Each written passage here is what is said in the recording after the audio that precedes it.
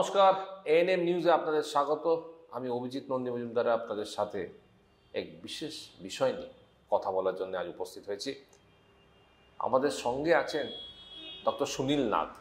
কিন্তু ডক্টর সুনীল নাগের ব্যাপারে কিছু বলার আগে একটা বিষয় বলতে চাই, সেটা হচ্ছে যখন একটা বাচ্চা জন্ম নেয় তার জন্ম তারিখ কী হওয়া উচিত, তার মায়ের দুধ কতদিন পর্যন্ত খাওয়া উচিত, এইসব বিষয় নিয়ে অনেক বিতর্ক হয়েছে। অনেক ডাক্তার, অনেক গুণী মানুষ অনেক কথা বলেছেন। আমরা আবার ওই বিষয়ে আরেকবার শুনে নেব এবং সাথে সাথে আরও শুনব একটা বাচ্চা বড় হওয়ার কাহিনী, কিভাবে একটা বাচ্চাকে আদপে বড় করতে হয়, তাদের শারীরিক অবস্থা কিভাবে উন্নতির জন্য কি কি করা উচিত। নমস্কার ডাক্তারবাবু, আমার সঙ্গে কথা বলার জন্য অসংখ্য ধন্যবাদ। ডাক্তারবাবু, প্রথমে যেটা জিজ্ঞেস করব যে এই বাচ্চার জন্ম তারিখ, জন্মানো এবং বড় হওয়া, এই বিষয়ে অনেক বিতর্ক আছে, অনেক কথাবার্তা আছে। তো এইটা নিয়ে আপনার কি মতামত? প্রথম কথা বলি, আপনি যদি কোনো কাউকে যাকে জিজ্ঞেস করেন যে আপনি কবে জন্মেছেন, তার তারিখ বলবে তো জন্ম তারিখে জন্মেছে। সেটা কিন্তু তার জন্ম তারিখ নয়, সেটা হচ্ছে তার ভূমিষ্ঠ হবার তারিখ। মানে পৃথিবীর আলো দেখা, পৃথিবীর আলো দেখার তারিখ হচ্ছে ওইটা। তার জন্ম কিন্তু তার অনেক আগে, প্রায় 10 মাস আগে, ধরুন অ্যারাউন্ড বলছে, তার মাতৃগর্ভে হয়েছিল, সেইখান থেকে শুরু। সুতরাং যদি আপনি যা কিছু করতে চান, যে ভালোটা সুন্দর করে একটা যে জন্মাবে এই পৃথিবীতে, সে বেশ ভালো হবে, স্বচ্ছরিত্র হবে, যা আপনি করতে চান, প্রথম থেকেই আপনাকে কিন্তু যত্নটা নিতে হবে মার। কেননা জন্ম হচ্ছে একটা ভ্রূণ মাতৃগর্ভে, এবং মাতৃগর্ভেই ওই 10 মাস 10 দিন পালিত হচ্ছে ধীরে ধীরে ধীরে। আপনার শুনলে খুব আশ্চর্য লাগবে, মানে একেবারে আশ্চর্য। মানে আমরা যেটুকু জেনে মনে হয় যে ওই ঈশ্বর বলুন, প্রকৃতি বলুন, তার কি বিশাল ক্ষমতা, আর কি তাদের দূরদৃষ্টি। বাচ্চা মা যখন অন্তঃসত্ত্বা হয়, তখন কী হয় জানেন তো, ধীরে ধীরে বাচ্চাটা বাড়ছে, তখন সবে তো ভ্রূণ জন্ম অন্তঃসত্ত্বা হয়েছে, মার শরীরের মধ্যে চেঞ্জ আসে। প্রথম চেঞ্জ হচ্ছে তার ব্রেস্ট ভারী হয়ে যায়, একটু একটু করে ব্রেস্টটা ভারী হতে থাকে। ভাবুন, কবে বাচ্চা জন্মাবে, তার খাদ্য হচ্ছে মায়ের দুধ হবে, সেই খাদ্যটার জন্যে প্রিপারেশান হচ্ছে এই ভ্রূণের মধ্যে আছে তখন থেকে।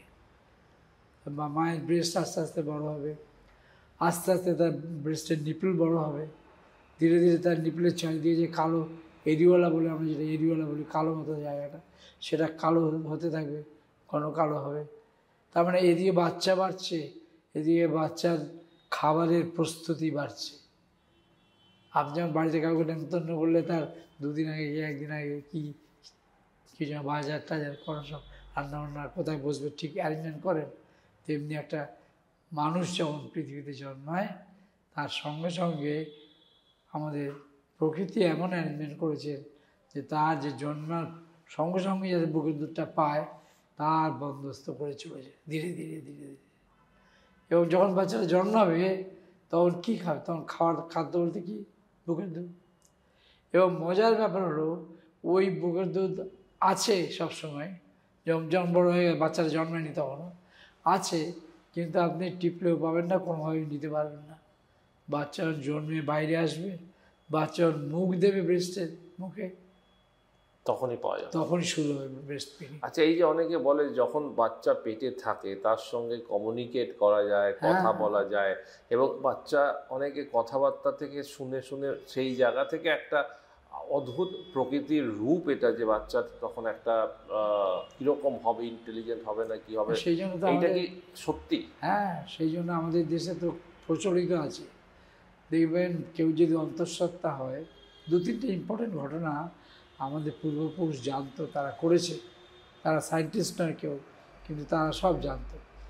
দেখুন, যখন একটা বাচ্চা জন্মায়, মানে মা যখন অন্তঃসত্ত্বা হয়, তখন মাকে কি করা হয়? প্রথমত তাদের ধরুন খাওয়া দাওয়াটা একটু যাতে ভালো হয়, তার কাজকর্ম যাতে একটু হালকা করতে, তাকে একটু বিশ্রাম দিতে হবে, 10 ঘন্টা বলে টোটাল বিশ্রাম দিতে হবে। তো এইগুলো সবই কিন্তু আমাদের সিস্টেমের মধ্যে রয়েছে। কীরকম সিস্টেমের মধ্যে আছে যে যে বাচ্চা মা অন্তঃসত্ত্বা হলে পরেই যখন জন্মের সঙ্গে সঙ্গে চারিদিকে বলে দেওয়া হয়, একটা অনুষ্ঠান হয়, তার নাম 7 ভক্ষণ। শুনেছেন তো 7 ভক্ষণ? তার মানে বাচ্চা হয়নি কিন্তু তখন বাচ্চা হবে। তাহলে বাচ্চা হবে খবরটা পাওয়ার সঙ্গে সঙ্গেই 7 ভক্ষণ অ্যারেঞ্জমেন্ট করে দিল। তার মানে কি? তার মানে এইবারে সবাই জানতে পারলো যে এই মহিলা এবারে মা হতে চলেছেন। তো সোসাইটিকে অ্যানাউন্স করা, দিস ইজ একটা সর্ট অফ অ্যানাউন্সমেন্ট যে ও বাচ্চা এখন জন্ম দেবে। তাহলে কী করতে হবে? রেস্ট দিতে হবে, বিশ্রাম দিতে হবে, শারীরিক মানসিক শান্তি দিতে হবে, তার সঙ্গে ঝড়াঝাটি করা চলবে না। ওই জন্য আপনি ভেবে দেখুন, বাচ্চা বাচ্চা হবে, যেই হওয়ার কথাটা হয় তখনই দেখবেন যে এরকম শ্রীকৃষ্ণ আঙুল তুলে মুখে খাচ্ছে, এই ছবি থাকে দেখবেন, ও বিভিন্ন ঠাকুরের ছবি রাখবার নিয়ম। এবং আমরা বলে থাকি যে বাচ্চা যখন অন্তঃসত্ত্বা, তখন মা যেন কোনো বিভৎস জিনিস, মারাত্মক ডেঞ্জারাস ঘটনা, গল্প, সিনেমা ওইসবগুলো না দেখে। বা আমার একদম পরিচিত একজনের হয়েছিল, মানে কোনো আতঙ্কের ঘটনা দেখবে না, কোনো ভয়াবহতার সম্মুখীন হবে না, তাহলে বাচ্চা ঠিক থাকবে, আস্তে আস্তে ভালো হবে। এবং আপনি যেটা বলছেন কথা বলার কথা, সেটা বলা হয় বাচ্চারা মায়ের পেটে থেকেও কথা শুনতে পারে। সবটা না, একবারে ছোটো বাচ্চাটা পারে, আর একটু বড় হলে পারে। তার উদাহরণ কি আছে বলতো? মহাভারতে ভালো উদাহরণ আছে। এটা কত বয়স থেকে, কত মাস থেকে শুনতে পারে? মোটামুটি ওরা ধরুন 4-5 মাস থেকে শুনতে পারে। আচ্ছা, তাহলে যার একমাত্র যে বধির হয়ে জন্মাবে, যে জন্ম থেকেই কানে শোনা, সেটা আলাদা, সে পার্সেন্টেজ খুব কম। আমরা তো সবাই বেশিরভাগ সুস্থ হয়ে জন্মে। তো তার যেমন ধরুন আপনার যখন অভিমন্য, তো একজন সুস্থ বাচ্চার পিছনে যদি 5টা কারণ, মানে 5টা উদাহরণ দেওয়া হয় যে এই 5টা জিনিস করা উচিত, তাহলে সেই 5টা জিনিস আপনি কি বলবেন? প্রথম কথা হচ্ছে যে মাকে কি, আর আমাদের সকলের জীবনে কি দরকার? 3টে জিনিস তো সকলের জীবনেই দরকার। সুখ, শান্তি দিতে হবে তাকে বকাবকি ঝগাঝগি করা চলবে না, 1 নম্বর। 2 নম্বর যে তার মানে কী বলে খাওয়া দাওয়া যাতে শরীরে পূরণ হয় তার বন্দোবস্ত করতে হবে। 3 নম্বর যে বিশ্রামের বন্দোবস্ত করতে হবে। 4 নম্বর হচ্ছে তাকে ভ্যাকসিনেশন দিতে হবে। আর প্রতি মাসে একবার করে তাকে দেখাতে হবে। প্রথম দিকে মাসে গিয়ে চেক আপ করতে হবে, বাচ্চারা কত ওজনে বাড়লো কিনা, কী হলো ভেতরে দেখতে হবে। এই 5টা পয়েন্ট করতে হবে। তো এগুলো হচ্ছে সব বাচ্চার জন্য করার দরকার। এটা বাচ্চা জন্মার আগে সুস্থ থাকা মায়ের পক্ষে অত্যন্ত জরুরি বাচ্চা জন্মের সময়। এখানে একটা প্রশ্ন করবো, আজকালকার দিনে অনেক মায়েরা অফিস কাছারি করেন, তারা শেষ মানে ছুটি পায়, কিন্তু জন্মের শেষ মাস পর্যন্ত তারা কাজ করতে বা অফিস যেতে ভালোবাসেন। তো সেটা আপনার মতে সেটা কি করণীয়? আপনি কি সেটা অ্যাডভাইস করেন? মোটেই না। প্রথম ঠিক আছে খানিকটা, কিন্তু দেখুন অফিসে গেলে পরে কী হবে? অফিসে বিভিন্ন প্রবলেম আছে, পরিশ্রম বাড়বে, সারাদিন ক্লান্ত হয়ে বাড়ি আসবে, তারপরে আপনার বিভিন্ন সিচুয়েশান ফেস করতে হবে। শান্তি কোথায় থাকবে? যে মানসিক শান্তি নিয়ে আপনি বেশ সাথে ভালো চিন্তা করলেন, একটু ভালো ছবি দেখলেন, হ্যাঁ, মনটা বেশ সুন্দর থাকলো। আমরা বলি যেমন দেখবেন সামান্য ঘরেতেই ওই বৌদিদের সঙ্গে ননদদের একটা ঝগড়া থাকে, এটা কমন ব্যাপার একটা। যদি শুনতে পায় বলা যায় যে এবার বাচ্চা হবে, তখন আর ননদ কিন্তু বৌদিকে আর দাদার তো ছেলেগুলো হতে যাচ্ছে, সঙ্গে সঙ্গে ঘরের শান্তি ফিরে আসে। সবাই তো শান্তিটা ফেরাবার তো ভীষণ দরকার। সেটা বৌদি ননদের ঝগড়া পর্যন্ত কমে যায় বাচ্চা যদি জন্মায়। আচ্ছা, বাচ্চা জন্মানোর যে রক্ষণাবেক্ষণ করা পরবর্তী ক্ষেত্রে মাস পর্যন্ত এবং কীরকম বা রক্ষণাবেক্ষণ করা বাঞ্ছনীয়? না, এত জন্মাবার পর আগে থেকে তো এগুলো করতেই হবে, বললাম হ্যাঁ যে হ্যাঁ হ্যাঁ, এত আগে থেকে জন্মানোর পরে জন্মার প্রথমত ইমিডিয়েটলি যখন জন্মাচ্ছে আর কি, কতগুলো আপনার প্রিকশন তখন নিতে হবে। জন্মার পরে কী কী করতে হবে, প্রথমত হচ্ছে বেশি গরম থেকে বাঁচাতে হবে, আর বেশি ঠান্ডা থেকেও বাঁচাতে হবে। কারণ ওদের তখনও টেম্পারেচারকে কন্ট্রোল করার সব মেকানিজম তৈরি হয় না, দেরি হয় আর কি। সেই জন্য বাচ্চাকে আর জন্মানোর পরই ঠান্ডা যাতে না লাগে ওয়ার্ম আগে দিতে হবে। প্রথমে ওয়ার্ম জায়গায় রাখতে হবে বাচ্চা। ওই যে দেখবেন ওটিতে যখন ডেলিভারি হয় গরম থাকে সবসময়, এবং যে তোয়ালেতে বাচ্চাকে নেবে সেই তোয়ালটা আগে থেকে গরম করে রেখে দেবে, ঠান্ডা করে গরম করে যেন উষ্ণ থাকবে আর কি, যে তোয়ালে রিসিভ করবে বাচ্চাকে। রিসিভ করার পর সঙ্গে সঙ্গে তো তার ওই নাড়ি কাটা হয়েছে প্রথম দিকে, সেই নাড়িটা কাটার সময় ওটা কেয়ারফুল থাকতে হবে।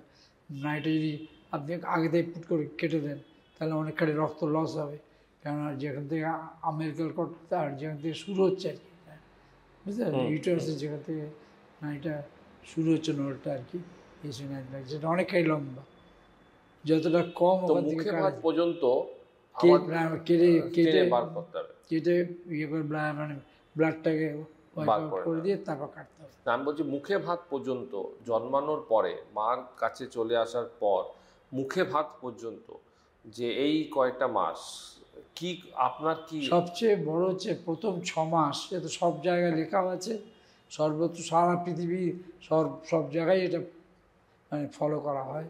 প্রথম 6 মাস শুধু মায়ের বুকের দুধ খাবে। কারণ একটাই, দেখুন আমাদের এই যে অক্সিজেন, হাওয়া আপনি যা নিচ্ছেন আমিও তাই নিচ্ছি, এটা পিঁপড়েও তাই নিচ্ছে, আরশোলাও তাই নিচ্ছে, তফাৎ নেই কিছু। হ্যাঁ, আলো, সূর্যের আলো, কোনো তফাৎ আছে? সব জায়গায় একরকম, সবাই এক। কিন্তু দুধের বেলায় কেন তফাৎ? মানুষের দুধ একরকম, গরুর দুধ একরকম, ছাগলের দুধ একরকম, হ্যাঁ, বাঘের দুধ একরকম, হাতির দুধ একরকম, সব দুধ আলাদা আলাদা। তাহলে ভগবান বা প্রকৃতি যাই বলুন, তার মাথা খারাপ হয়েছিল যে সবাই বেলা আলাদা আলাদা করে দিয়েছে? কারণ হচ্ছে প্রত্যেকটা মায়ের বুকের দুধ তার বাচ্চার জন্য উপযুক্ত। বাচ্চার যেমন দরকার তেমন দুধটা তার মার কাছে আছে, আর কারো কাছে নেই। গরুর দুধে তা নেই, গরুর দুধ অনেক বেশি মোটা, অনেক অনেক ভ্যারাইটিস, আলাদা আলাদা ব্যাপার আছে। কিন্তু মার কাছে আছে একমাত্র বাচ্চার খাবার, যা প্রয়োজনীয়, যা খাওয়া উচিত, সেই দুধ একমাত্র মার কাছে আছে। তো মায়ের দুধ ছাড়া আর কি করণীয় উচিত? তাহলে সেই দুধটা কতদিন খাওয়ার কথা? 6 মাস। 6 মাসে অন্নপ্রাশন হয়। এটা একদম মানে পাজিতে লেখা আছে পর্যন্ত যে 6 মাসে অন্নপ্রাশন। তার কারণ কি? কারণ একটাই, যে 6 মাস অবধি মায়ের বুকের যে দুধ আছে তাতেই বাচ্চার যথেষ্ট, তার গ্রোথ টোথ সব ওখানে হয়ে যাবে। শুধু তাই নয়, আরও একটা কারণ আছে, মার যে কোয়ালিটি সেটা বাচ্চা ইনহেরিট করবে, সেটা কিন্তু ওই ব্রেস্ট মিল্কে তার অনেক অবদান আছে, বুঝতে পেরেছেন? একটা বাঘ যেমন জোরে দৌড়বে, তার দুধ একরকম, কেন তার বাচ্চাকে তো ওই দুধ খাইয়ে বড় করবে। আর মানুষ হচ্ছে সবচেয়ে বুদ্ধিমান। আর কি কি করণীয় উচিত? আরও সে বুদ্ধিমান, সে ডিএইচএ বলে একটা জিনিস আছে যেটা দিয়ে আমরা বুদ্ধি হয়, সেটা ব্রেস্ট মিল্কে আছে ম্যাক্সিমাম, বুঝলে? সুতরাং ওইটা করতে হবে। 6 মাস অবধি বুকে দুধ খাওয়াতে হবে, এবং 6 মাসের পর অন্নপ্রাশন দিতে হবে। আচ্ছা, এটা একদম কম্পালসারি। এটা কিন্তু আজকাল করে না অনেকেও ডেট পেট দেখে একটা আরও 1 মাস পরে, 6 মাস 2 মাস পরে পেছিয়ে দিল। আর এদিকে জন্মানোর পরই বিনা কারণে, বুঝতেছেন, ওই নার্সিং সবাই তাই করছে, বিনা কারণে শুধু আর্টিফিশিয়াল কৌটোর দুধ দিতে আরম্ভ করে দেয়, একটু বোতল দিয়ে খাইয়ে। বোতলে যদি একবার বাচ্চা বুকের দুধ, মানে একবার যে কোনো দুধ যদি একবার খায়, তাহলে সে আর কোনোদিন মায়ের দুধ খাবে না। কারণ হচ্ছে বোতলের দুধে এরকম করে মুখ দিলে ওপর থেকে হুড় করে পড়ে, টানতে হয় না। যে টানার যে ক্ষমতা, যেটা বাচ্চার জন্ম থেকে মানে ইনেট, যেটা ভগবান শিখিয়ে দিয়েছে। আমি ধারণা করতে পারবেন একটা বাচ্চার জাস্ট ডেলিভারি হচ্ছে, ডেলিভারি করেই যদি বাচ্চাটাকে মায়ের বুকে দিয়ে দেওয়া যায় না, দুটো ব্রেস্টের মাঝখানে দিয়ে দেওয়া যায়, বাচ্চা ক্রল করে এরকম করে ক্রল করে গিয়ে নিপলে গায়ে চলে যাবে এবং নিপলে গিয়ে ব্রেস্ট মিল্ক টানতে হবে, বুঝতে? তো এত ইম্পর্টেন্ট। কোলেস্ট্রল বলে একটা জিনিস আছে যেটা খুব আমাদের রোগ প্রিভেন্ট করে, সেই কোলেস্ট্রল ওই ফার্স্ট দুধেই থাকে, পরের দুধে থাকে না, ফার্স্ট দুধে কোলেস্ট্রল দেয়। ওটা কী করে, ওটা বিভিন্ন রোগের সঙ্গে ফাইট করতে সাহায্য করে, বুঝলেন তো? সেইটা বাচ্চা পাবে এই প্রথমেই মুখ দেয় ঠিক মতো গিয়ে। সেই জন্য আমরা বলি বাচ্চাকে জন্মাবার পরই প্রথমেই মায়ের বুকে দিয়ে দিতে হবে, এইটা হলো ফার্স্ট কাজ, বুঝলেন? ওইখান থেকে আলাদা করা যাবে না। আর যদি এমন কোনো বিরাট অসুবিধা হয়, বা ধরুন সার্জিক্যাল কোনো প্রবলেম আছে, হার্টে কোনো প্রবলেম, তখন তাকে অন্য কোনো মা যে সবে ডেলিভারি হয়েছে তাকে দিয়ে ব্রেস্ট মিল্ক খাওয়াতে হবে। করা হয় আজকাল হাসপাতালে, অনেকগুলো বাচ্চা, অনেক বাচ্চা হয়তো যে মায়ের হয়তো দুধ দিতে অসুবিধা হচ্ছে, পাচ্ছে না, তো সেই বাচ্চাকে নিয়ে গিয়ে সেই অন্য মায়ের দুধ দেওয়া হয়, বুঝেছি? এগুলো খুব জরুরি আর কি। আর কি করা উচিত? আর জন্মের পর তো খাওয়া দাওয়ার দিকে নজর দিতে হবে। খাওয়া দাওয়া দিয়ে সবচেয়ে ইম্পর্টেন্ট খাদ্য হচ্ছে যার যায়, ধরুন যারা রুটি খায় তাই রুটি, যে এক এক দেশে তো এখন খাওয়ার আছে, খেতে আছে। আমাদের বাঙালিদের আমরা ভাত খাই, ওই জন্য মুখে ভাত বলি আমরা, ওরা নিশ্চয় মুখে ভাত বলে না, অন্য কিছু বলে। তাহলে ভাত দিতে হবে, তাই এইটুকু হলেও দিতে হবে, সামান্য একটু ভাত। আর সবচাইতে জরুরি হচ্ছে শাক সবজি, শাক, ভ্যারাইটিস শাক, যত রকমের শাক পাওয়া যায়, অনেক রকম শাক আছে আমাদের দেশে, সব শাক বাচ্চাকে একটু একটু একটু একটু করে খাওয়া শেখাতে হবে। যদি ছোটোবেলা থেকে না শেখান, ছোটোবেলা থেকে যদি সেই চিপস খায়, কুরকুরে খায়, একদম ছোটোবেলা থেকে খেতে বলে, 1 বছরের বাচ্চা সে বলে ও শাকটা খায় না ডাক্তারবাবু। আমি দেখেছি বলতে, আমাদের কাছে প্রথম থেকে যারা আসে তারা পুরো গাইডেন্সটা পেয়ে যায়, কিন্তু যারা তা না করে 1.5 বছর, 1 বছর 1.5 বছর পরে এলো, তাই দেখা যায় অলরেডি তাকে কৌটোর দুধ খাওয়ানো শুরু করে দিয়েছে, ড্যামেজ হয়ে গেল। তাহলে নর্মাল খাওয়ার পরে এবং তার সঙ্গে শাকসবজিটা মেনলি, তাছাড়া আরও ইম্পর্টেন্ট হচ্ছে যে ফল খাওয়াতে হবে, ফ্রুটস। এই ফ্রুটসের বেলায় একটা জিনিস বলি, আমি সবাইকে সবসময় বলি, বাজারে গিয়ে দেখবেন যে ফলটা সবচেয়ে সস্তা সেইটা খাওয়াবেন। শুনে তো সবাই চমকে যায়, কেন কম দামি ফলটা কেন খাওয়াবো, সবাই বলে। কারণ হচ্ছে যে ফলটা সাপ্লাই বেশি হয়, যেমন ধরুন কোনো সময় পেয়ারা প্রচুর পাওয়া যায়, এবং পেয়ারা আমাদের দেশেই তৈরি হয়, আমাদের বারুইপুরে পেয়ারা তৈরি হয়, হ্যাঁ। লোকেরা আপেল খাওয়ায়, পেয়ারা খাওয়ায় না, কিন্তু আপেল হচ্ছে কাশ্মীরে তৈরি হয়, সেইখান থেকে পেরে আসে, তারপর প্যাকিং হয়ে কত জায়গা দিয়ে ঘুরে, কত হাত হয়ে এসে এখানে বিক্রি হয়। আর আপেল বিক্রি হয় আপনার 180 টাকা, 200 টাকা এরকম কিলো বিক্রি হয়, হ্যাঁ। আর পেয়ারা পাওয়া যায় হয়তো, এখন বেড়ে গেছে, বেড়ে 5 টাকা 10 টাকা হয়েছে, তার বেশি হয়নি। কেননা আর শুধু তাই নয়, ওটা যত দামেই হোক, ওটা কিন্তু আপনি ফ্রেশ পাচ্ছেন না। আর দেখে চকচকে মনে হচ্ছে, কিন্তু ওটা তো হচ্ছে তো অন্য জায়গায়, সেখান থেকে এখানে আসছে। আর আমার এখানকার দেশে তৈরি হচ্ছে, বারুইপুরে তৈরি হচ্ছে পেয়ারা, একদম ডাইরেক্ট নিয়ে এসে খাওয়ান। পেয়ারা আপেলের চেয়ে স্বাস্থ্যকর বেশি। আচ্ছা, ওই একটা বললাম আমি, আমি তো অনেকে তরমুজ খাওয়াই। হ্যাঁ, তরমুজ খাওয়াবি, তরমুজের সময়, যখন তরমুজ তো সবসময় হয় না, তরমুজ কখন হয়, যখন তরমুজের দরকার। প্রকৃতিতে সব অ্যারেঞ্জমেন্ট করে রেখেছে, আমাদের খাওয়ার যেরকম জন্মালেই দুধ দরকার, তাই মায়ের মানে জন্মাবার অত আগে থেকে মাকে প্রিপারেশন করছে দুধ তৈরি করার জন্যে। ঠিক তেমনি আপনার যখন হয়, জলের দরকার, জলের অভাব হয়, তখন তরমুজ দরকার। তরমুজের মধ্যে জল আছে, তা তরমুজ তখন ওই সময় লাগে গরমকালে। বিভিন্ন ধরনের ফল বিভিন্ন সময় ফলের উপর জোর দিতে বলছে, ফলের উপর জোর দিতে বলছে, এবং ওই যে বললাম যে ফলের দাম কম তার উপরে জোর দেবেন, কেননা সেইটা যে মরশুমি ফল। বাংলায় বলতে গেলে সদা ভালোবাসায় যে মরশুমি ফল, যেটা যে মরশুমে যে ফল তৈরি হয়, সেটাই আগে দিতাম। সেটা আগে।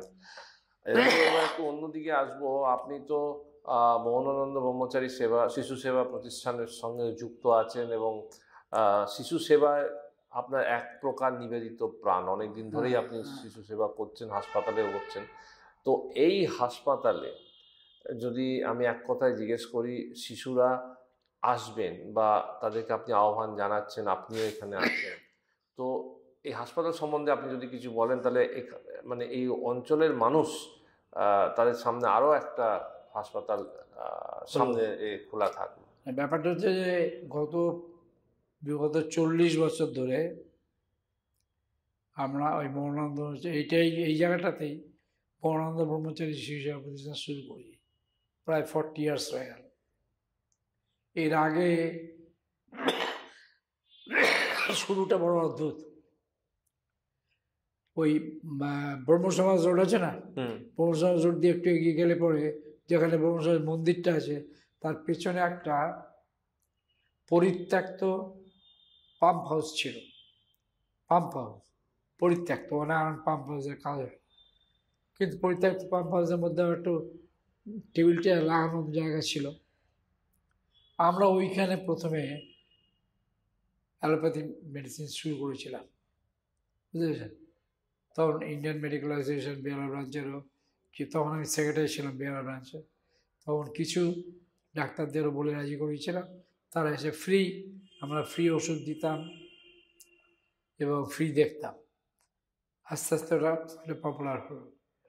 তারপরে এই জায়গাটাতে কিছু মানে অসামাজিক লোক তারা এই জায়গাটা জোর করে রেখে দিয়েছে। যেটা কোনো কারণ মানে কার জায়গা বোঝা যায় না।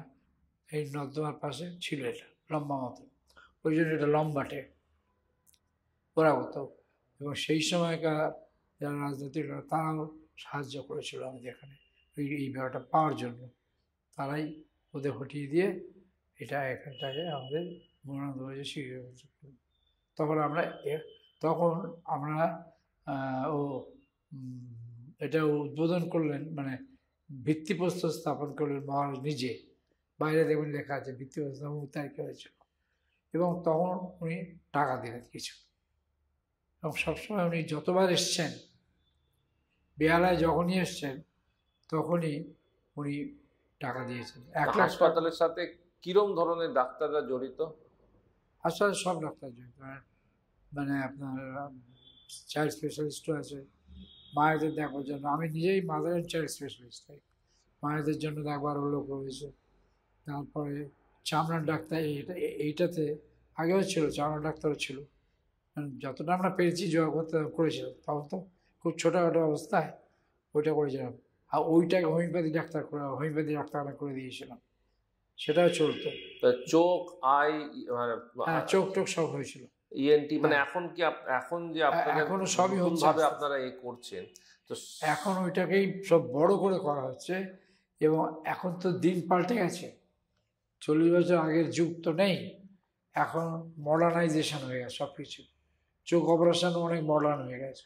এখন কারা কি ডিপার্টমেন্টের ডাক্তাররা? সব ডিপার্টমেন্ট হবে, সব ডিপার্টমেন্ট, চামড়াও হবে, চোখও হবে, তারপরে হার্টের ডিপার্টমেন্ট হবে, তারপরে আপনার ওই কি বলে অলরেডি তো চামড়ার ডিপার্টমেন্ট আছেই, ইএনটি হবে। ইএনটি লোক অলরেডি গতকাল এসে বলে গেছে ইএনটি ডিপার্টমেন্ট। তো এটা কি শুধু শিশুদের জন্য না বড়দের জন্য? আমরা তো ওপেনিং এর দিন, যেদিন ওপেনিং করলাম সেদিন শিশুদের করেই নিচ্ছে করে। সেদিনকে আমরা শিশু এবং বড়রা সবাই দেখাতে পারবে, সবাই দেখাতে, শিশু বড় সবাই দেখাতে পারবে। কত বেড থাকবে হাসপাতালে? 20 বেড হচ্ছে আপাতত 20 বেডের হাসপাতাল। অর্থোপেডিকও থাকবে, সবই থাকবে।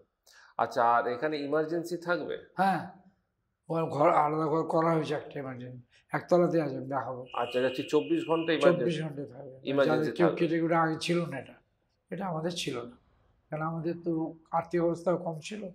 আর আমরা তো ওই সবসময় 24 আওয়ার্স আরামও পেতাম না। তখন আমার বয়স কম ছিল, বুঝতে পেরেছেন। পেশেন্ট ইনডোর ভর্তি হতো, হঠাৎ হয়তো বেশি বাড়াবাড়ি হয়ে গেছে, ফোন করে দিল, আমি নিজে গাড়ি চালিয়ে চলে এসে দেখে যেতাম, বুঝতে। তো সেটা তখন আরামে যখন থাকতো না, আরামে থাকলে আরবারাই দেখতো, তা আরামও মাঝে মাঝে থাকতো, মাঝে মাঝে থাকতো না। সবসময় আমরা আরামে রাখতে পারতাম না। এখানে কিন্তু আর এখন নতুন আইনেও হবে না। ইনডোর স্টার্ট হয়ে গেছে অলরেডি, এবং ইনডোরের জন্য আরামও ঠিক হয়েও গেছে, আরাম এখন আছে অবস্থা। এবং এমার্জেন্সি বলি হঠাৎ কেটে কুটে গেলে সেলাই করা, একটু কখনো অ্যাক্সিডেন্ট হলো, কোথাও কিছু হলো, তারা যদি নিয়ে আসে তাহলে আপনারা এটা নিয়ে আসা, এখন অ্যাম্বুলেন্স নেই আমাদের। না, যদি তারা নিয়ে আসে আমরা দেখে দিতে পারবো, আপনারা দেখে দিতে পারবেন। তো এটা 24 ঘন্টা খোলা। আমি একথা বেশ মানে গর্বের সঙ্গে বলতে পারি যে অদূর ভবিষ্যতে বেহালার মধ্যে এত বড় হাসপাতাল এবং এত সমস্ত বড় বড় ডাক্তার থাকবে এখানে, যা মানে বেহালার মানুষের পক্ষে সত্যি আর বিরাট। আমি একটা ছোট হাসপাতাল করে কোনো মতে 40 বছর সেবা দিয়ে গেছি, কিন্তু সেটাকে বড় প্রসার করা এবং এত ডাক্তারদের নিয়ে সমস্ত নিয়ে, তো এই যে আপনাদের যে পরিকল্পনা আপনি এখন বললেন যে বেহালার বুকে সবচেয়ে বড় একটা হাসপাতাল এবং হবে, এবং এইটা কোন তারিখ থেকে ফলপ্রসূ হবে? আমরা অফিসিয়ালি স্টার্ট করে দিয়েছি গত 8 তারিখ থেকে। আমার ছেলে হাইলি কোয়ালিফাইড, আপনি জানেন হয়তো। আমার ছেলে তো অর্থোপেডিক নিয়ে, না, আমার ছেলে অর্থোপেডিক সার্জন, অর্থোপেডিক ভেলোর থেকে পাস করা। ভেলোরে অনেক বছর কাজ করেছে। লোকেরা এখান থেকে ভেলোরে যায় ডাক্তার দেখাতে, আর ভেলোরে ডাক্তারই এখানে দেখবে, বুঝতে পেরেছেন? আর ওই সেক্রেটারি করা হয়েছে ওকে। তো সব ডাক্তার, সমস্ত ডিপার্টমেন্ট, সমস্ত কিছু সাজে সুজে কবে থেকে এটা আপনারা চালু করতে পারবেন? আমরা আশা করছি মার্চের মধ্যে আমরা পারবো। মার্চের মধ্যে থেকে আপনারা এটা করতে পারবেন। অলরেডি বিভিন্ন ডিপার্টমেন্টের ডাক্তার আসছে, আর যে যখন আসবে তার স্পেশালিটি কী কী জিনিস দরকার বলবে, সেই মতো আমরা সেগুলো জোগান দেব। তো এর জন্য প্রচুর টাকার দরকার, টাকারই অভাব হয়ে যাচ্ছে। আপনি একটু চেষ্টা করুন, একটু হেল্প করতে পারেন, তাহলে আপনার ডোনার ফোনার দিয়ে একটু ভালো করে। একদম নিশ্চয়ই। আপনি তো প্রথম যুগে তো আপনি অনেক হেল্প করেছেন, আপনি না করলে হতো না। আমরা ওইটুকু হাসপাতালকে আমরা মোটামুটি চালিয়ে দিয়েছে। এবং আমাদের সেই কালকেই দেখছিলাম আমাদের ডেথ রেট হচ্ছে, বইটা ডেথের যে খাতাটা এখনও শেষ হয়নি। তার মানে ভগবানের ইচ্ছায় ওই ইনফ্রাস্ট্রাকচার দিয়েও আমরা এত মানুষের, বেহালার মানুষের সেবাও দিয়েছি, এবং আমাদের death rate was very minimum. নিশ্চয়ই ডাক্তারবাবু, আপনারা আরো ভবিষ্যতে আরো ভালো করতে পারবেন। অসংখ্য ধন্যবাদ আমাদের সঙ্গে কথা বলার জন্য। সব থেকে ভালো লাগলো যে কথাটা শুনে, যে এই অঞ্চলে এই মানুষের জন্য, এই বেহালা, ঠাকুরপুকুর এবং পার্শ্ববর্তী অঞ্চলের মানুষের জন্য সব থেকে বড় হাসপাতাল ডাক্তারবাবু নিজের একটা ইচ্ছায়, নিজের অনুপ্রেরণায়, নিজের সামনে দাঁড়িয়ে ডক্টর সুনীল নাগ এই হাসপাতালটি গড়ে তুলেছেন। আমি গড়ে তুলি, এই হাসপাতাল গড়ে তুলছে। এখন যেটা হচ্ছে, নতুন কমিটি হয়েছে আবার, সেখানে আমার ছেলেই সেক্রেটারি। তো অর্থোপেডিক সার্জন। এতদিন ধরে যে আপনি বললেন, আপনারা তো চালিয়ে এসছেন 40 বছর ধরে, তার মূল কর্ণধার তো আপনি। তো সেইভাবে, এবং আগামী দিনে যেটা সবচেয়ে আশ্বস্ত করলেন ডাক্তারবাবু, যে আরো বড় করে মার্চ মাস থেকে আরো বড় করে হাসপাতালটি দেখা যাবে, সমস্ত ডিপার্টমেন্টের ডাক্তার থাকবেন, এবং 24 ঘন্টা ইমার্জেন্সি থাকবে। এবং এরকম একটা এই ক্লাস্টার অফ হাসপাতাল 24 ঘন্টা ইমার্জেন্সি এখনো আছে, মানে আরো বড় করে ইমার্জেন্সি থাকবে। এই ক্লাস্টার অফ হসপিটাল কোনায় কোনায় থাকলে পরে আমাদের চিকিৎসা ব্যবস্থার অনেক উন্নতি হবে বলে সকলে মনে করছে। নমস্কার ডাক্তার, অসংখ্য ধন্যবাদ আমাদের সঙ্গে কথা বলার জন্য। আপনারা দেখতে থাকুন এএনএন নিউজ। আবারও আমরা এরকম অনেক আরো নতুন ব্যাপার স্যাপার, নতুন হাসপাতাল বা নতুন খবরাখবর নিয়ে আপনাদের সামনে আমরা আবার উপস্থিত হব। নমস্কার।